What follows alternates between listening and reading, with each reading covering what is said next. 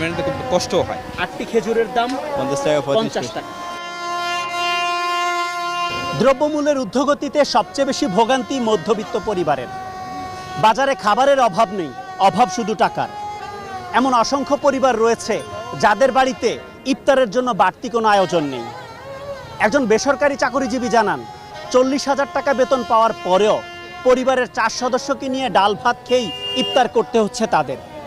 কেন এমন পরিস্থিতি জানতে চাই আমরা।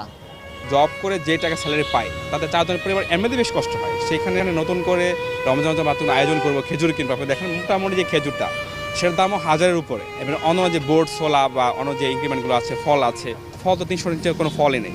তো সেই ক্ষেত্রে আসলে একটি ফল যদি আমি খেতে যাই তাহলে তো মাসের 1 সপ্তাহ আমি বাজারই করতে পারবো না। পরিপাটি হয়ে ফুট পরে অফিসে যাচ্ছি, কিন্তু দিন শেষে যে আমি আসলে কী দিয়ে খাবার খাচ্ছি, আমার মেনুতে আসলে কী থাকছে সেটা আসলে কেউ জানেও না। ডাল ভাত সাধারণত মাছের পিস দিচ্ছি, সেটা আমার জন্য খুবই দুঃখজনক, লজ্জাজনক।